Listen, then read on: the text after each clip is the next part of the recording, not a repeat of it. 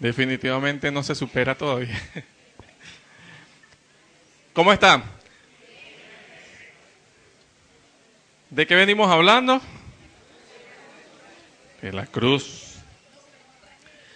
Yo sé que esta parte de la que vamos a hablar hoy, iniciando, la primera pregunta que les voy a hacer, sé que todos deben tener cierta respuesta para ello. Muéstrame. Vamos a hablar. Ok, ahora sí. ¿Por qué murió Cristo? Creo que cada uno de los que están acá pueden decirme una respuesta y estoy casi seguro de que la respuesta va a ser válida. ¿Cierto? ¿Sabe usted por qué murió Cristo? ¿Por qué murió Cristo? Ven, lo que logro escuchar por amor, por nosotros y otras tantas, son respuestas a una pregunta que son válidas. El amor de Dios a nuestras vidas es un propósito en sí solo.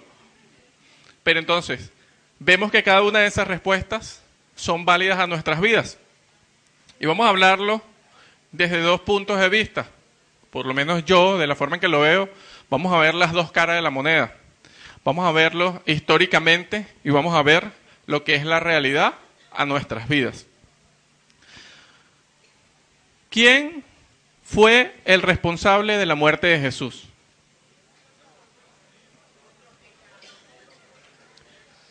¿Quién fue el responsable?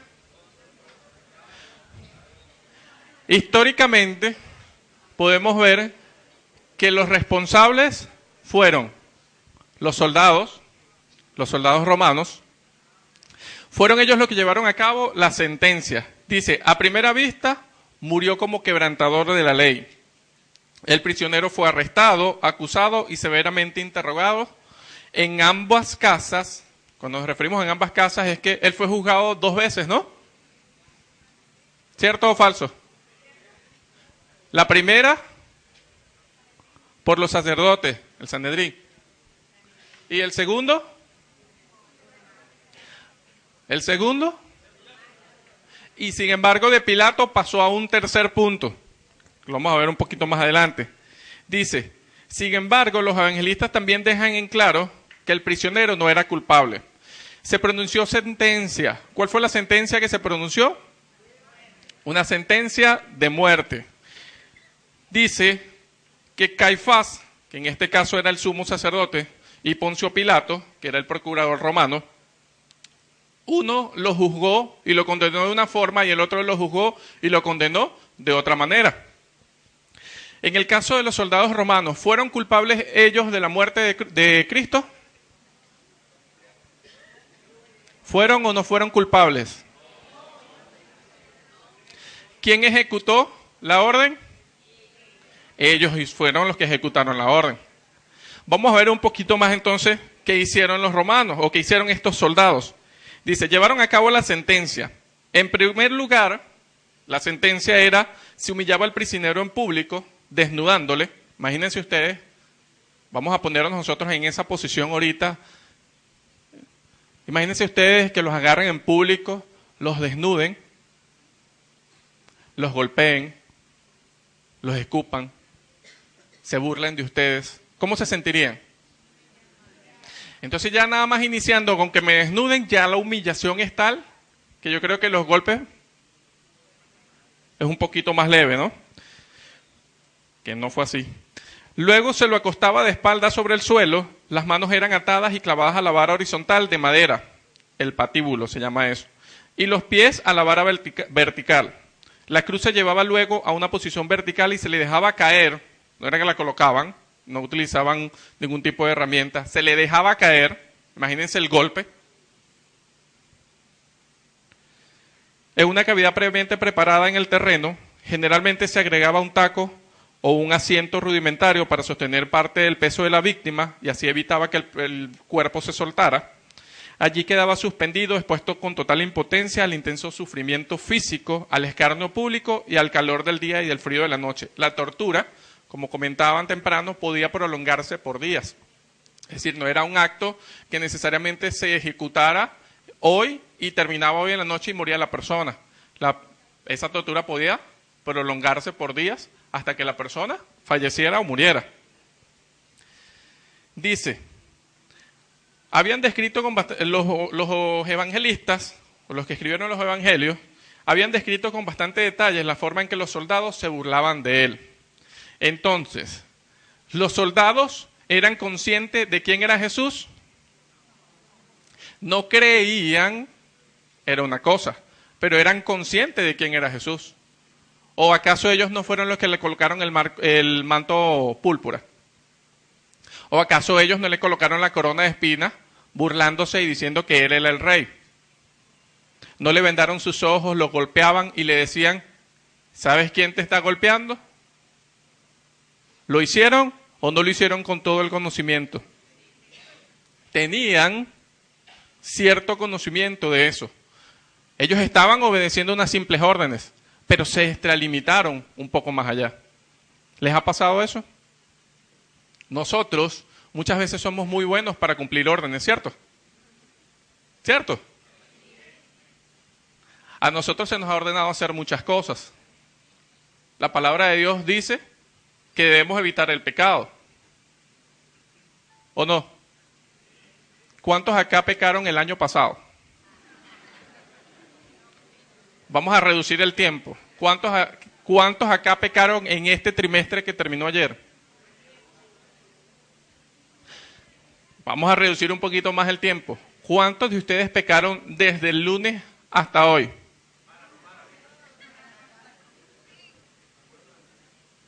No voy a hablar de hoy, pues. Hoy estamos concentrados y pidiéndole al Señor que sea Él, ¿no? Nosotros, muchas veces, al obedecer órdenes, no nos damos cuenta de las cosas que estamos haciendo. Muchas veces en nuestros trabajos se nos pide hacer cosas que no debemos hacer y simplemente nos justificamos y que, bueno, esa no es mi responsabilidad, esa es responsabilidad de esa persona. Y no es así. Yo acarreo con esas responsabilidades. Muchas veces les ordenamos a nuestros hijos hacer cosas que no se deben. Dígale que no estoy. Dígale que salí. ¿Lo han hecho? Y otras tantas ejemplos podemos poner, míos propios, que no se los voy a poner. Pero podemos ver que nosotros día a día vamos fallando en proporción a a los mandamientos. Y a veces justificamos y decimos, es que Él me mandó, es que Él me dijo, es que este cuerpo, y dice Pablo, ¿quién me librará de este cuerpo de muerte? ¿Acaso usted es solo cuerpo? Veíamos en las rayas que nos hablaba Glines, si mal no lo recuerdo, la semana pasada, y nos decía que somos espíritu, alma y cuerpo. Porque una parte de mí no obedezca, las otras dos, ¿qué van a hacer? ¿Se van a someter? ¿Usted se somete a lo que le dicen los demás? ¿Se somete o no se somete?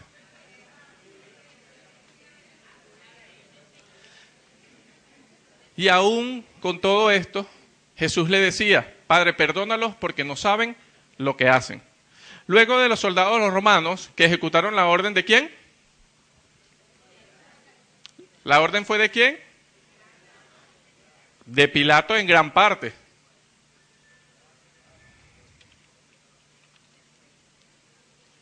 La siguiente. Así que entonces hablamos de Pilato. ¿Quién era Pilato? Dice que Pilato era un hombre de una disposición sumamente inflexible y muy cruel, además de muy obstinado. Su principal preocupación era la de mantener la ley y el orden. Es decir, que el que estuviera saliéndose de los carriles, ¿la ley de quién? La ley romana.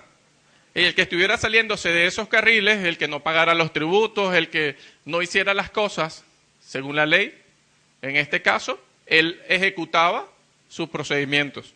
Sus procedimientos no eran vamos a llevarlos presos o vamos a guardarlos aquí, no, era si era necesario asesinar, iba y asesinaba. Si era necesario acabar con un pueblo, iban y acababan con ese pueblo. Pero ellos simplemente mostraban su parte fuerte. Dice que Pilato lo entregó a ellos para que fuese crucificado. Y eso lo podemos ver en Juan, y en cada uno de los evangelios podemos verlos de una u otra forma. ¿Pilato fue culpable o no fue culpable? Y escuchamos, históricamente hay algo que dice, yo me lavo las manos, o hay un dicho, yo me lavo las manos como Poncio Pilato. ¿Lo han escuchado? Ah, yo me lavo las manos, ese no es mi problema. ¿Es o fue o no fue el problema de Pilato? Dice que Pilato, según los evangelios, Pilato realizó una investigación. ¿Cuál fue la investigación? Él escuchó los acusadores. En este caso, ¿quiénes los trajeron a él?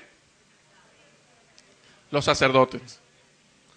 Él escuchó a los acusadores y él hizo un juicio. Él le preguntó a Jesús, ¿o no? ¿Qué le preguntó?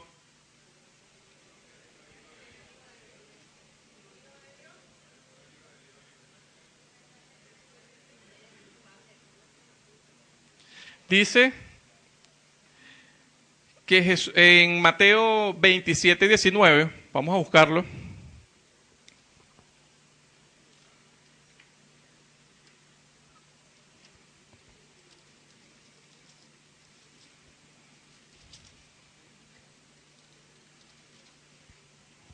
Dice, justo en ese momento, cuando Pilato estaba sentado en el tribunal, su esposa le envió el siguiente mensaje: deja en paz a ese hombre inocente. Anoche sufrí una pesadilla terrible con respecto a él. Podemos ver que Pilato, aún, aunque él veía y lo comentaba y se lo decía, pero es que no he hallado nada en contra de esta persona, es que no he hallado nada de esta manera, él intentó evadir el juicio de 4 formas. Dice que en la primera, al enterarse de que Jesús era Galileo y que por consiguiente pertenecía a la jurisdicción de Herodes, lo envió a para que lo interrogase. Él tenía la esperanza de transferir la responsabilidad de esa decisión. Es decir, Pilato, adicionalmente de que juzgó de una forma errada o sentenció de una forma errada, lo hizo con cobardía. Él no quería emitir el juicio. Él no quería emitir no tanto el juicio, sino la sentencia. Dice que el segundo intento de él por liberarlo fue por medidas parciales. Le digo, le castigaré pues y lo soltaré. Eso lo dice en Lucas 23, del 16 al 22. Dice, bueno, vamos a hacer algo. Ya que yo no lo encuentro culpable, y ustedes sí, vamos a castigarlo y lo soltamos. Listo. Es decir, fue algo meramente parcial para tratar de evitar el problema. El tercer punto dice que Pilato intentó hacer lo que le correspondía, soltar a Jesús. Sin embargo, lo hizo de la forma incorrecta. Él dijo que la multitud eligiera ella misma soltarlo.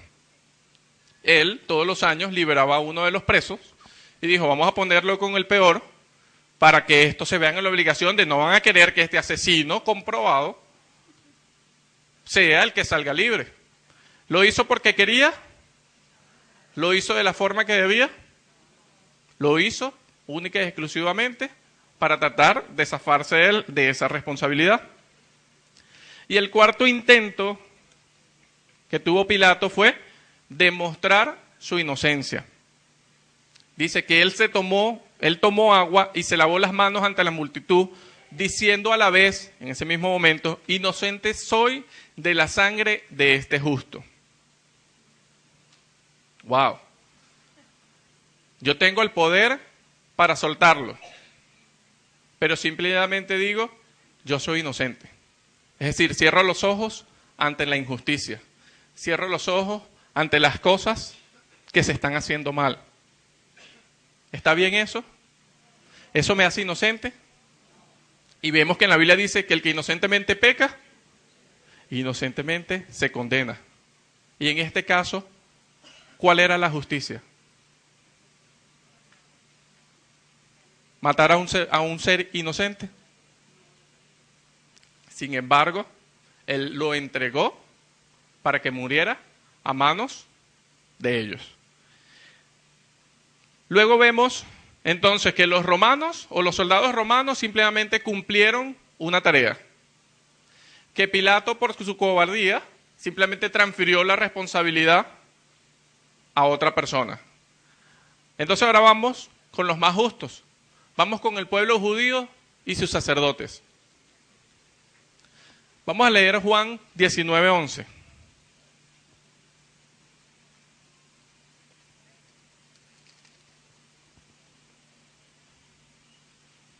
Dice, entonces Jesús le dijo, no tendrías ningún poder sobre mí si no te lo hubieran dado desde lo alto. Así que el que me entregó en tus manos es el que tiene el mayor pecado. ¿Eso se lo dice a quién? A Pilato. Él le dice, ¿quién lo entregó en sus manos? Caifás, el sumo sacerdote. O fue el principal en este proceso. Entonces, el Sanedrín estaba implicado. ¿Por qué? Porque es como que yo diga, el pastor tomó la decisión de tal cosa y cada uno de nosotros lo ejecutamos o lo amparamos, quiere decir que nosotros estamos de acuerdo con esa decisión, ¿no? Muchas veces aquí, en este punto, nos paramos y nos podemos preguntar o podemos decir, es culpa de aquel que tomó la decisión, no es culpa del líder que iba delante de mí, no es culpa de aquella persona. Y comenzamos a señalar. Y si nos vamos a nuestra vida, en este punto específico, comenzamos a señalar a las personas. Y comenzamos a decir, tú te equivocaste, tú hiciste esto, tú hiciste aquello, tú hiciste lo otro. Y me creo con la posición de juzgar. Veamos qué palabras tenían los sacerdotes, en este caso el pueblo judío, que los llevara a pensar que Jesús, en este caso, estaba errado. ¿No decía acaso la palabra de Dios que no debíamos hacernos dioses en la tierra? ¿Cierto o falso? ¿Y qué dijo Jesús de él mismo? ¿Qué dijo Jesús? Que él era hijo de Dios. ¿Tenían o no tenían razón los sacerdotes de pensar de esa manera? Dice, lo más riesgoso era que Jesús estaba mirando a su autoridad y al tiempo que Jesús hacía estas afirmaciones increíbles sobre sí, diciendo que él era el Señor del sábado, que conocía a Dios de modo único como su Padre y que incluso él era igual a Dios, se trataba de blasfemias en ese momento. Entonces, según lo que ellos tenían y manejaban, ¿tenían razón o no tenían razón? ¿Tenían o no tenían razón? Eso era lo que establecía la ley, ¿no? Que el que dijera, el que se hiciera un Dios estaba blasfemando. Y él lo dijo y lo confesó públicamente. Y a veces nosotros nos creemos en esa posición. Nos ponemos en la posición de los sacerdotes a juzgar. Y nos ponemos a juzgar a otras personas. Y decimos, no, es que yo tengo la razón. Como yo tengo la razón, tengo la potestad de decírtelo en tu cara, te guste o no te guste. ¿Lo hacemos o no lo hacemos? Yo les quiero hacer un ejemplo. ¿Saben qué es esto? No, bueno, no es una chapa.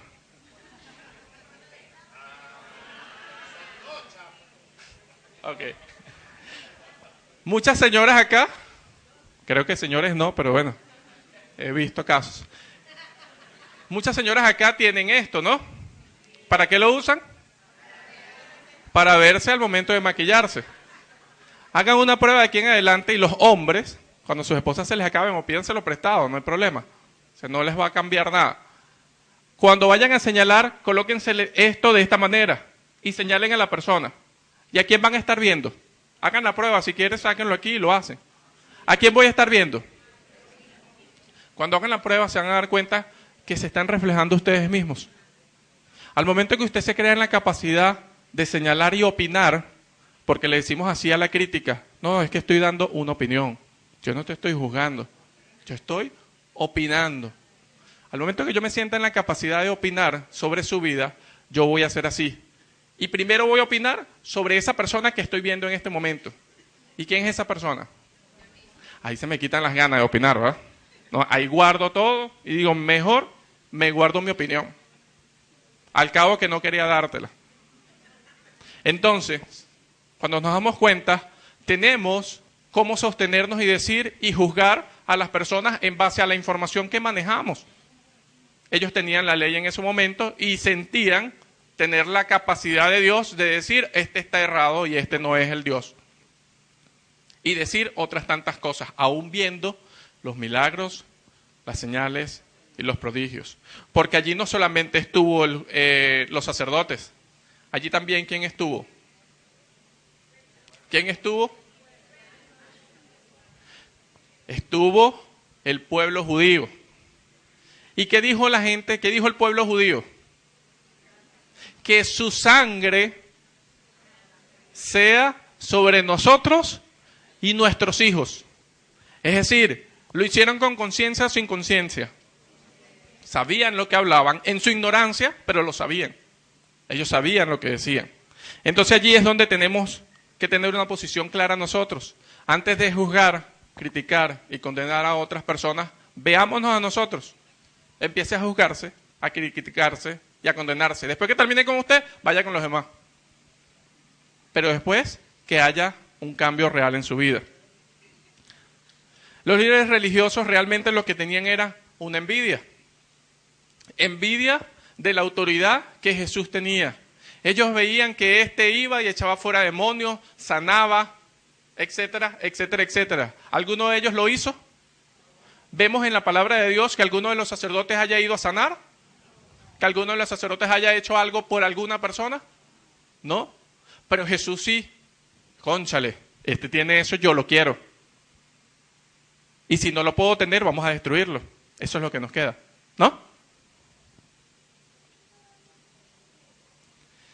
Y por último, de estos personajes, hablamos del que tal vez muchos hoy día decimos, ay, pobrecito, es que él estaba en el plan de Dios y ni modo, le tocó llevar esa carga, ¿no? ¿Lo piensan o no lo han pensado? ¿Nunca han pensado en esa posición? Imagínense que ustedes hubieran sido Judas. ¿Les hubiera gustado ser Judas? No, tal vez Juan, tal vez Pedro, pero Judas. Entonces, ¿qué esperamos? ¿Condolernos de lo que sucedió?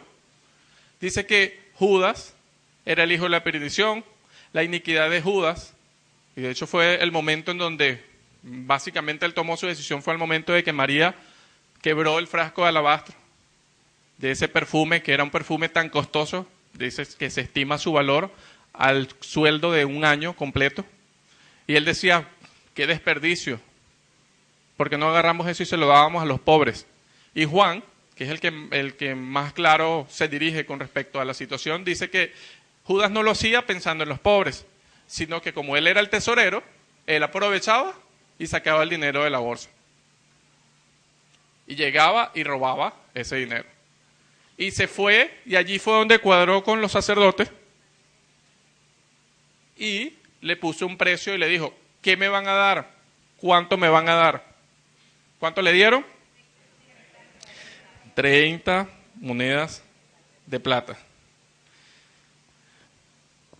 Dice, día a día luchamos con nuestros pecados y la tentación del mundo, la carne y Satanás.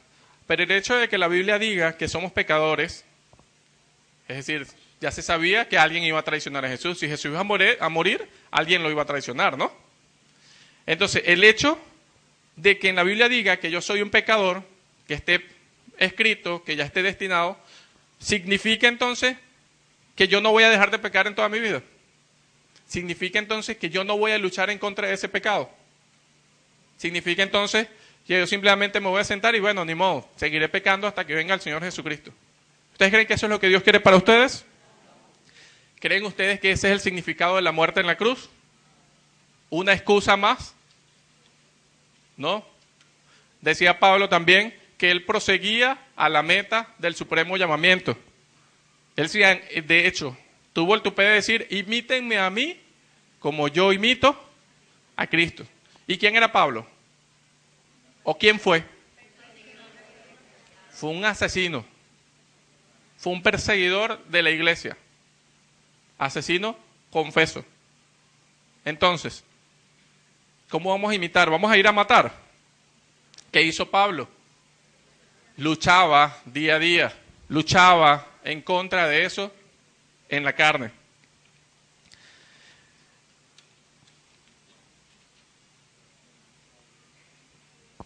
Entonces hablemos de los pecados de ellos y los nuestros. Judas Iscariote lo entregó por codicia, los sacerdotes lo entregaron por envidia y Poncio Pilato lo entregó por cobardía. ¿Hemos cometido alguno de esos pecados nosotros? ¿Hemos juzgado a otras personas y hemos pasado por algunos de esos pecados? ¿Qué hubiera hecho usted si hubiera estado en ese momento? ¿Hubiera ido a salvar a Jesús? ¿Hubiera ido a salvarlo? No, ¿verdad? Usted hubiera sido uno más de los que gritaban allí, ¡que su sangre! Entonces, era algo que debía suceder, ¿no? Y dice que la muerte, que Jesús en primera instancia no fue muerto. Él no murió, él fue muerto, es decir, fue asesinado. Y debemos entender los dos puntos de la muerte de Jesús. ¿Quién entregó a Jesús? ¿Judas? ¿Los sacerdotes? ¿Pilato? ¿El pueblo? ¿O quién lo entregó?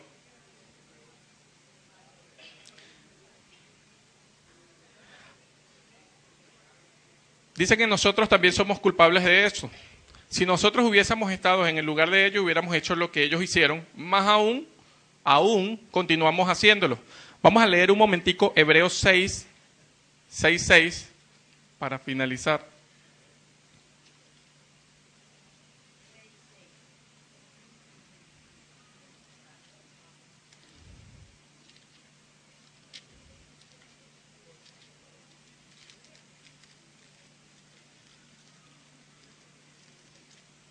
¿Lo tiene alguien allí en la mano? Aquí está. Dice, y que luego se alejan, vamos a leerlo el 5, que saborean la bondad de la palabra de Dios y el poder del mundo venidero, y que luego se alejan de Dios, es imposible lograr que esas personas vuelvan a arrepentirse. Al rechazo al Hijo de Dios, ellos mismos lo clavan otra vez en la cruz y lo exponen a la vergüenza pública. Es decir, una vez que usted conoció de Dios, si quiere lo lee un poquito más atrás en su casa, una vez que usted conoció de Dios, que se convirtió, que creyó, que caminó, y se vuelve otra vez atrás, ¿qué está haciendo? ¿Qué dice la palabra de Dios? ¿Qué estoy haciendo? Lo vuelvo a crucificar. Lo vuelvo a humillar. Entonces, lo hicieron ellos atrás y ahora lo hacemos nosotros. Cada vez que pecamos y que estamos en el pecado y en el pecado y en el pecado, ¿no lo volvemos a crucificar? Entonces entendamos, si decimos que Jesús pagó, es decir, murió por nuestros pecados, nosotros debemos ser responsables de la muerte de Él cada vez que pecamos. Y para finalizar, debemos entender que Jesús decidió entregarse por sí solo.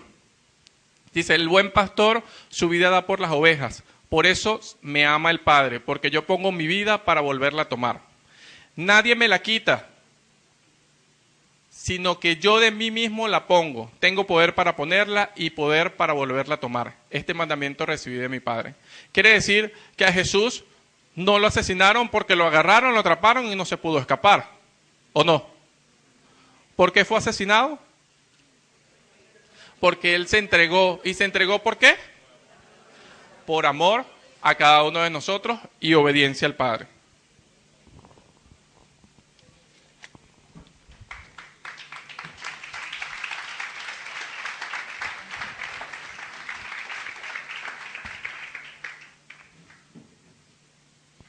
Buenos días. Entonces ya estamos claros de quién entregó a Jesús. Lo entregó el mismo Dios Padre para cumplir el propósito. ¿El propósito de qué? De venir a morir en la cruz por ti y por mí.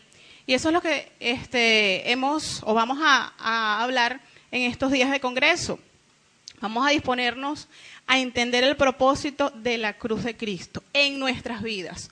No verlo como un hecho histórico, sino el significado real que tuvo para nosotros y que tiene para nosotros y que tendrá para nuestras futuras generaciones. Ahora, nosotros vamos a pasearnos en el tema que voy a darles hoy, a tener el privilegio de darles hoy, compartir con ustedes. Vamos a pasearlos por algunos hechos importantes que acontecieron antes de esa crucifixión, antes de que Cristo fuese entregado en la cruz. Primero, vamos a hablar de por qué es tan importante la crucifixión. Primero vamos a ver, hablábamos, la cruz, la crucifixión. Ahora, ¿por qué es tan importante?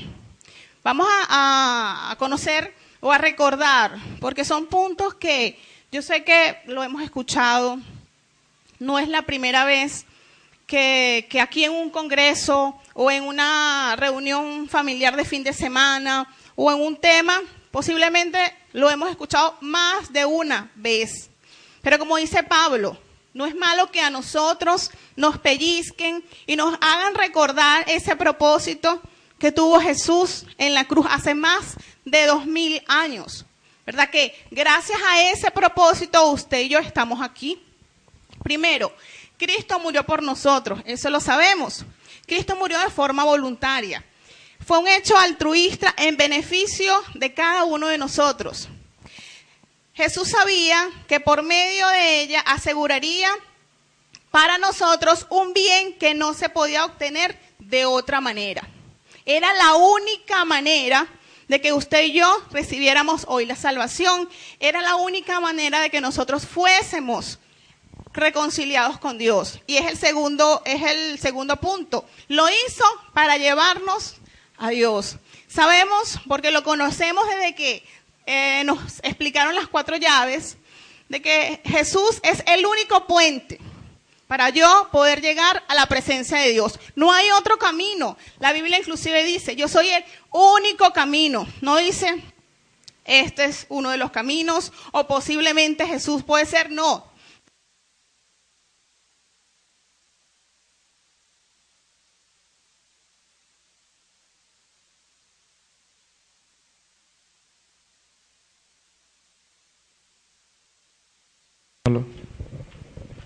Gracias. Cuidado con la... Ok. El tercer punto es Cristo murió por nuestros pecados. Eso también lo sabemos. En Colosenses 2, del 13 al 14 dice, ustedes en otro tiempo estaban muertos espiritualmente a causa de su pecado y por no haber despojado de su naturaleza pecadora. Pero ahora Dios nos ha dado vida juntamente con Cristo. Fíjense algo que tenemos que tener presente. Nos ha dado vida juntamente con Cristo. ¿Qué significa? Que no solamente Cristo fue a la cruz, yo también nos dio vida a través de ese sacrificio.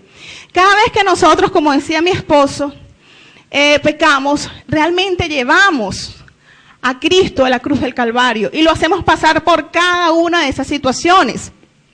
El cuarto punto es que Cristo murió nuestra muerte, que viene a volver a explicarle el tercer punto. ¿Quién debió haber muerto en la cruz? ¿Quién debió haber muerto en la cruz? Pues diga, yo debía haber muerto en la cruz. Yo debía haber sido crucificado. Yo fui el que tuvo que haber sido desnudada, flagelada, golpeada, colocándome en la cruz. Y visualícense aún en esa situación cada vez que cada uno de nosotros hacemos algo que no le agrada a Dios. Cada vez que nosotros vamos y cometemos algún pecado, por muy pequeño que sea, estamos llevando nuevamente a la cruz. Y entender y recordar cada vez eso. Dice, su muerte tiene una vinculación. ¿Y por qué la vinculación? Porque es el castigo. Él soportó en su persona inocente el castigo que cada uno de nosotros merecíamos. Eso lo vemos en Romanos 6:23. De verdad es entender cada uno de estos puntos en nuestro corazón. No solamente escucharlos, no solamente leerlos en la palabra, sino realmente bajarlo a nuestro corazón. Ese es el propósito de estos días que vamos a tener aquí. Porque sabemos que lo que vamos a predicar aquí lo hemos visto en películas. Desde que estamos muy jóvenes, pues vemos películas, conocemos cada una de estas cosas, pero Dios quiere que no las conozcamos. Dios quiere que la vivamos, que tengamos esa vivencia, no solamente al verlo, sino a sentirlo, a bajarlo a nuestro corazón. Ahora, el tema se llama debajo de la superficie, ¿verdad? ¿Por qué? Porque cada uno de estos puntos que vamos a comenzar a hablar, pasa la lámina, nos van a, posiblemente, pues conozcamos muchos de ellos superficialmente, pero ahorita vamos a andar un poquito más allá de esa superficie, ¿verdad? Y vamos a ver la cruz en 3 escenas diferentes. Estas escenas, por supuesto, estuvieron, se pasaron antes, 24 horas aproximadamente antes de la muerte de Cristo en la cruz. La primera escena es el aposento alto. La segunda es el huerto de Getsemaní. Y la tercera escena es el lugar llamado Gólgota, ¿verdad? Vamos a estudiar ahorita el primer punto, que es el aposento alto. Aquí se inicia el proceso final del cumplimiento de la misión de Cristo. Iniciamos un proceso. En ese tiempo, ¿verdad?, cuando se llegaba donde fue el encarcelado, en donde sucedieron todos estos acontecimientos, estaban celebrándose unas fiestas en Israel, las fiestas de las Pascuas o las fiestas de los panes sin levadura. Jesús, como judío, por supuesto, iba a cumplir con esa tradición. En ese momento, ellos se reunían, era el primer día de esa celebración, y se reunían en la tarde, llegado a la noche, para compartir esa cena de los panes sin levadura. Y por supuesto, como buen judío, él dio instrucciones. Él dio instrucciones a sus discípulos y les dijo, bueno, vayan a tal sitio, a ubicar específicamente para compartir esa cena. Él quería un tiempo tranquilo con sus amigos, y así lo hizo. Él compartió, ubicaron ese espacio especial que él quería, y bueno, llegada la noche, él se llegó, ¿no? Jesús comenzó su proceso de misión, y así como nosotros, cuando recibimos a Cristo, tenemos la misión, porque la Biblia dice, de ser nuevas criaturas, ¿verdad? Sin mirar atrás, porque Jesús en ningún momento, ahí yo soy muy visual y soy muy imaginativa, y yo cada una de estas escenas las llevaba y las veo en mi mente, ¿no? Y cómo se desarrollaban, y yo me imaginaba a Jesús ya con 24 horas a punto de sufrir cada una de esas situaciones, de esa agonía, en esa situación, ¿no? Debe haber sido muy difícil. Pero él nunca dejó de tener la mirada puesta en ese propósito para el cual fue enviado. Y fíjense que nosotros estamos llamados a nunca perder la misión de nuestras vidas, el propósito de mi vida. Cuando usted y yo recibimos a Cristo, la Biblia dice que debemos ser nueva criatura, que todas aquellas cosas, ¿verdad?, que éramos, que fuimos y que no le agradaban a Dios, debían ser ¿qué? Desechadas, para tomar todas aquellas cosas nuevas en mi vida. Eso nos enseña Jesús a través de esto. Ahora, hay 2 aspectos importantes que pasaron en ese aposento alto, en donde se da la cena. Primero, es el servicio de humildad. En ese momento, en esa época, se acostumbraba, cuando tú llegabas a una casa, a lavarte los pies, y sobre todo si ibas a cenar. ¿Por qué se lavaban los pies? ¿Por qué creen ustedes? ¿Por qué estaban sucios? ¿Por qué? En esa época no había asfalto. ¿Cómo crees que eran las calles? Llenas de polvo, ¿verdad? Y se hacía ese ritual. regularmente eso lo hacían las personas de servicio, pero por supuesto ese día hablábamos que era un día de fiesta, estaban celebrando, todos estaban reunidos en sus casas celebrando, y no había nadie que cumpliera ese propósito. Pues Jesús tomó un balde, le echó agua, se puso el delantal de servicio y comenzó a lavarle los pies a cada uno de sus discípulos. Pues eso también nos enseña que cada uno de nosotros, independientemente del grado de autoridad o a nivel de trabajo que usted pueda tener, usted debe ser humilde y servicial. Para eso fuimos llamados. Jesús nos enseña que el amor auténtico se da en el servicio. Cuando yo sirvo a mi hermano, cuando ellos me sirven a mí, aún en el área laboral. Pues Dios debemos de pedirle a Dios sabiduría si no la tenemos. Porque aquí podemos encontrarnos con muchas personas que tienen autoridad, ya sea espiritual o ya sea secular, pues, y no hacen ese servicio, no lo hacen con humildad. Simplemente la autoridad está sobre todo. Pues y cuando juzgan, critican, lo hacen a la humana, a lo que yo soy, a mi carne. Estamos llamados a hacer eso, ¿no? Al servicio con humildad. Y por supuesto, y eso sí lo conocemos todo el mundo, es la cena, lo que llamamos la última cena. Aquí Jesús tomó una hogaza de pan, la bendijo, es decir, le dio gracias. La partió en pedazos y la distribuyó a cada uno de sus apóstoles. Y les dijo, este es mi cuerpo que por vosotros es partido. Hacer esto en memoria de mí. Igualmente, tomó la copa de vino, dando gracias, la pasó a sus apóstoles y dijo, esta es mi sangre del nuevo pacto, que por muchos es derramada en remisión de nuestros pecados. Hacer esto todas las veces que debieres en memoria de mí. ¿Qué estaba haciendo Jesús en ese momento? ¿Cuál era ese significado importante de la cena? Esos hechos y palabras tienen tremendo significado para ellos y los tienen que tener para usted y para mí. Porque simplemente él estaba dramatizando lo que le iba a acontecer más adelante. ¿Quién era el pan? ¿Qué era el pan? Era su propio cuerpo que iba a ser triturado. Imagínense que ustedes cuando se colocan el pan en su boca, ¿qué hacen? Lo muerden. ¿Qué hacen cuando se muerden? Es totalmente hasta ser disuelto, ¿verdad? Y la sangre, el vino, ¿qué significaba?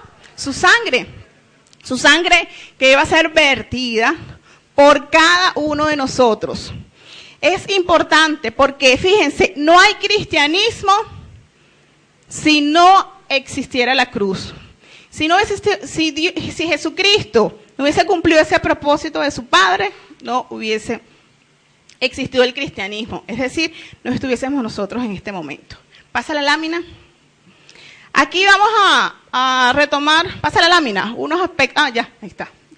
¿Qué nos enseñó Jesús? ¿Qué les enseñaba a Jesús? ¿Y qué nos está enseñando a Jesús en este momento a nosotros acerca de su muerte?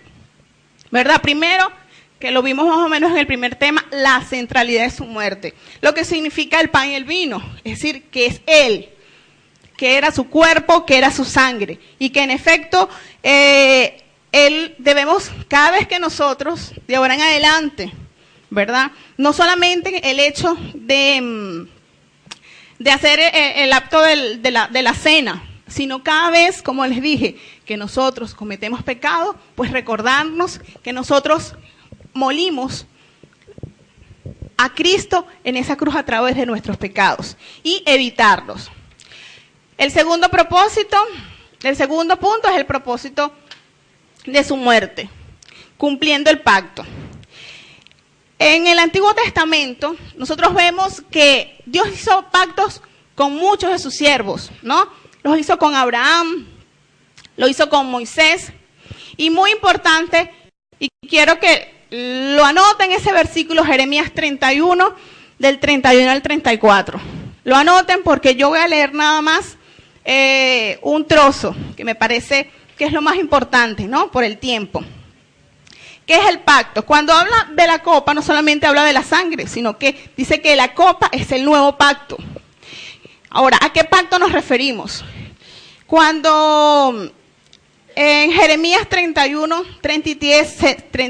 al 34, se da la promesa de ese nuevo pacto. Dice, después de aquellos días, dice Jehová, daré mi ley en su mente y la escribiré en su corazón, y yo seré a ellos por Dios, y ellos me serán por pueblo.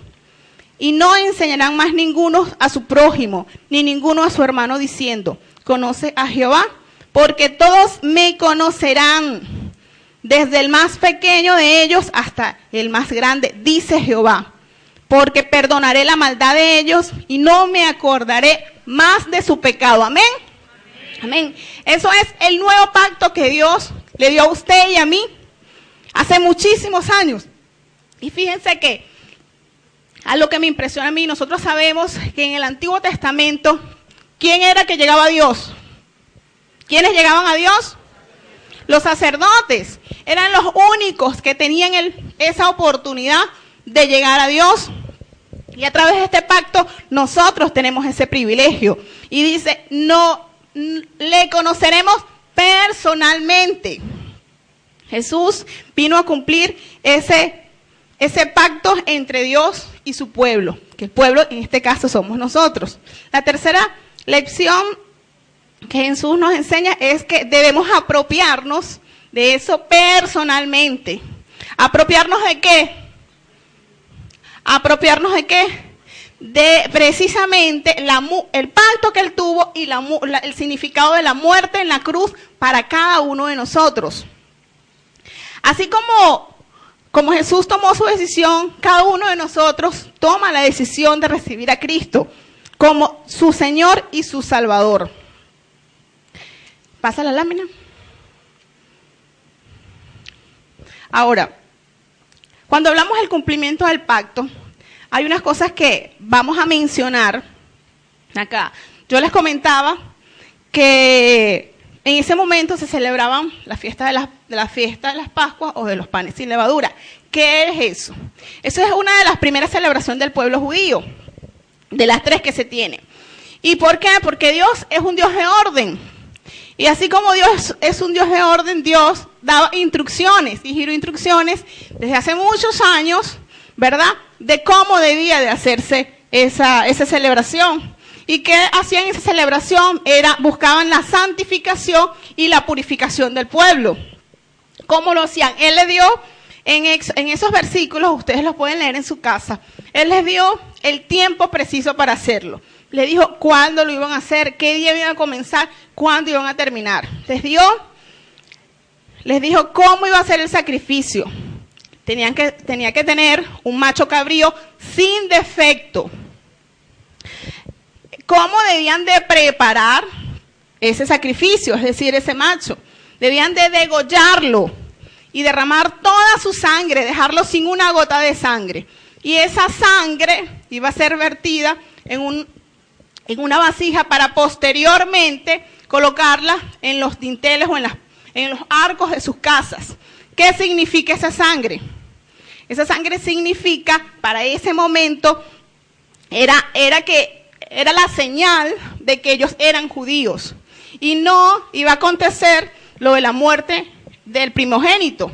Ahora, para nosotros, en este momento, la sangre viene a ser el sacrificio. ¿Qué hizo Jesús? Jesús perdió toda su sangre. Inclusive Jesús iba a formar parte de esa fiesta, pero siendo él mismo el Cordero. Jesús concebía su muerte en función de un sacrificio neotestamental. ¿Qué significa? Que anteriormente el pueblo judío, tenía que hacer ese sacrificio. Ahora nosotros, gracias a esa bendición que tenemos de que Cristo fue crucificado en la cruz por usted y por mí, no tenemos necesidad de hacer eso que antiguamente se hacía. Y todos tenemos ese privilegio de entrar a la presencia de Dios. Amén. Amén. Actualmente no hay más sacrificio. ¿Qué quiere Dios? Dios solo quiere que tú entregues tu corazón, tu vida, para cumplir el propósito que tiene destinado para ti. Ahora vamos a hablar del punto de la agonía de Getsemaní. Para mí, yo tuve el privilegio de ir a ese sitio, de conocerlo. Y para mí fue, de todo Israel, fue el espacio más especial, en donde pudimos tener un tiempo con el Señor, ¿no? ¿Qué era el Getsemaní? Ya Jesús en este momento había preparado a sus discípulos intelectualmente. Él le había dicho, miren, esto va a pasar, yo voy a morir de esta forma. Ya le había dado todas las instrucciones a nivel intelectual. ¿Qué tenía que hacer ahora? Orar. Simplemente ir a orar. ¿Qué pasó en el Getsemaní? Jesús, luego de haber culminado la cena, se dirigió al Monte de los Olivos, al huerto del Getsemaní, precisamente para tener un tiempo de oración con su Padre y con sus discípulos. En Marcos 14, del 34 al 41, nos relata todo el acontecimiento del Getsemaní. ¿Qué pasó con Jesús? Él llegó, ubicó a sus discípulos, le dijo, bueno, vamos a orar. Tomó los tres con que siempre le estaba, ¿verdad? Y les dijo, vamos a orar, vamos a interceder, vamos a esperar acá. Y él se colocó más adelante. Cuando regresó, ellos estaban dormidos. Esto sucedió varias veces, no una, ni dos, sino 3 veces. Inclusive Jesús le decía, estoy en agonía, estoy turbado, ayúdenme en oración, por lo que me van a sobrevenir cosas difíciles. Ahora, nosotros cuando hablamos del huerto de Getsemaní, no podemos pasar por alto las palabras que Jesús decía en oración. Jesús expresó con su alma turbada, dijo, si es posible, pasa de mí esta copa. ¿Qué creen ustedes cuando hablaba de la copa? No se refería al dolor físico, al dolor, a los latigazos, a todo lo que le iba a acontecer. Él fue entregado, fue desnudado, fueron sus manos clavadas con martillos. A nada de eso. Él se refería precisamente a la agonía espiritual de cargar con sus pecados y con mis pecados. En ese momento, y lo vamos a ver un poquito más adelante, rapidito también, iba a tener también la separación de Dios. Y esa agonía era lo que él le pedía a Dios, si era posible, pasa de mí. Pero que Jesús estaba seguro que tenía que obedecer por encima de cualquier tribulación. Muchas veces usted y yo estamos atribulados y simplemente pues no hacemos lo que Jesús nos dio como testimonio. ¿Qué hizo Jesús en su tribulación? Él fue a orar, fue a buscar a su Padre. Pues Dios conoce en este momento qué situación estás pasando tú hoy. Y Dios quiere que tú vayas a su presencia, como lo hizo Jesús en su tribulación, en sus circunstancias, para que la entregues a Él. Independientemente, lo que para ti es imposible, para Dios lo es posible. Si lo crees, si verdaderamente lo crees. Llegamos a la parte final, que es el Gólgota. ¿Qué era el Gólgota? El Gólgota era el lugar, lo llamaban el Gólgota o el lugar de las calaveras, porque tenía forma de calavera. El sitio se asemejaba a la cara de una calavera. Y fue el sitio en donde Jesús es crucificado. Ahí también tenemos varios puntos que acontecieron en Jesús y que son importantes que nosotros estudiemos. El primero, por supuesto, es las tinieblas que envolvieron a Jesús.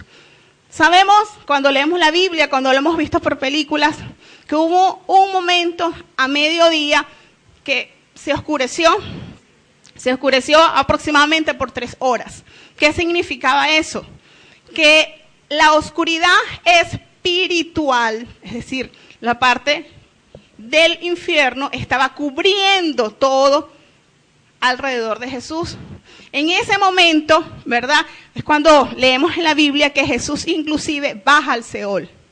Y se da la separación de Dios. Realmente hubo una separación terrible entre el Padre y el Hijo. Y esa es la agonía que Él quería dejar de pasar. Él pasó cada una de esas situaciones por usted y por mí. Voluntariamente, el Padre y el Hijo concibieron, sí, vamos a estar separados en este momento. Tú vas a entrar en un sitio en donde Dios no podía ir. Y esa separación es la más... Yo digo, cuando nosotros que estamos en Cristo, que caminamos en Cristo, a veces tenemos tiempo, dejamos el tiempo de oración a un lado, ¿verdad? A veces, bueno, a mí me ha pasado. ¿Quién no le ha pasado? No se siente a veces mal, no se siente decaído, no siente como que si le hace falta algo. Y nosotros no somos, o no tenemos la parte espiritual, no le llegamos a Jesús. Imagínense cómo se sentía Él cuando tuvo esa separación.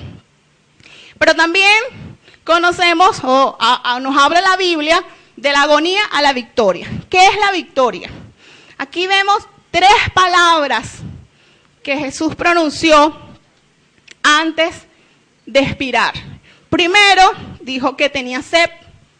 ¿Verdad? ¿Qué significa? Ahí se mostraba el sufrimiento, que su sufrimiento espiritual había afectado, por supuesto, su parte física. La segunda palabra que dijo es, consumado es. Ese es el grito de victoria, porque dice, aquí vine a cumplir el propósito por el cual tú me enviaste, Padre. Consumado es. Y la tercera palabra que pronunció es, en tus manos encomiendo mi espíritu. ¿Y qué hizo? Expiró. En ese momento, Cristo muere. Pero Cristo muere con una victoria. La victoria de que usted y yo hoy podemos recibir la salvación. La victoria de que usted y yo hoy podemos entrar a la presencia de Dios sin ningún otro obstáculo que no sea mi propio pecado. Ahora, yo les digo, ¿cuánto estamos dispuestos a cumplir la voluntad de Dios independientemente de las circunstancias? ¿Cuántos de nosotros que estamos aquí quiere hacer y cumplir en su vida, en mi vida, el propósito que Dios tiene para usted y para mí? ¿Cuánto estamos dispuestos? Tenemos el modelo de vida que Jesús, ¿qué decimos que somos? Somos cristianos. ¿Qué significa ser cristiano? ¿Qué significa ser cristiano? Seguidores de Cristo, es decir, Él es nuestro modelo de vida, Él es nuestro ejemplo. Él no nos pide hacer ni la cuarta parte de lo que Él vivió, solo le pide que usted y yo le entreguemos nuestra vida y nuestro corazón. ¿Cuántos están dispuestos a hacerlo? Amén. Vamos a colocarnos en pies para orar. Ahí donde estás, yo quiero que cierres tus ojos. Independientemente de la persona que está a tu lado derecho, que está a tu lado izquierdo, yo quiero que solo cierres tus ojos en este momento y comiences a tener ese tiempo de intimidad con el Señor. Imagínate, a lo mejor no en el Getsemaní, pero sí en un lugar especial, en tu lugar apartado. ¿Sabes? Dios quiere que cuando tú ores, lo hagas en espíritu y en verdad. Es decir, con tu mente y con tu corazón. Que cada palabra que salga de tu mente, salga de tu corazón también. Y aún cuando alabes con canciones, lo hagas con propósito. Que no solamente cantes de los labios para afuera, sino que también lo hagas de tu corazón y tu mente. Dios quiere en este momento que abras tu corazón a Él. Y le permitas que Él entre a tu vida en este momento, que el Espíritu Santo tome tu vida, espíritu, alma y cuerpo, y que puedas entender este proceso trascendental del significado de la cruz, que no solamente son hechos históricos, a lo mejor para el mundo pueden ser hechos históricos, pero para ti y para mí debe ser una vivencia real. Dile, Dios, gracias, porque estoy comenzando a entender, Dios, ese sacrificio especial que tuviste por mí. Estoy entendiendo ese proceso, Dios. Padre, que tuviste que pagar un precio tan alto, Señor. Padre, por el perdón de mis pecados. Padre, por reconciliarme contigo, Dios. Ayúdame, Espíritu Santo, si no lo puedo entender. Que cada vez que yo peco, que cada vez que yo hago algo que no te agrada, Dios, estoy llevándote a la cruz nuevamente, Dios. Aún dile, Señor, perdóname. Perdóname porque he estado separada de ti. Porque es duro, Dios, a veces entender el propósito que tienes para mí. Pero dile, yo quiero hoy comprometerme contigo, Dios. Así como ese pacto que hiciste con nosotros, Señor. Entregándote. Yo quiero hoy entregarte mi vida, Dios. Entregarte mi corazón. Para que tú tomes el control total y absoluto. Para que tú seas el centro de mi vida, Dios. Y que en cada área de mi vida yo pueda experimentar tu presencia. Yo pueda entender ese perdón genuino, Dios. Que lo tuviste. Que tuviste por mí, Dios. Dios, ayúdame a ser humilde, Señor. Si en mí hay soberbia, dile, Dios, quítame esa soberbia, esa altivez, Señor. Perdóname si aún he fallado, porque no he sido testimonio, Dios, como autoridad, ya sea espiritual o secular, Dios, en mi trabajo, con mis hijos, Señor. Cada uno de ustedes, Dios y nosotros sabemos qué hay en nuestro corazón. Dios quiere que hables y le entregues cada carga, cada situación que te ha costado vivir. Dios, ayúdame a recordar cada día ese sacrificio, Señor. Aún en cada situación de mi vida, entender que todo lo puedo si estoy contigo. Que lo que para mí es imposible, para ti lo es, Dios. Dios, para ti no hay nada imposible, Señor. Séllalo en mi corazón.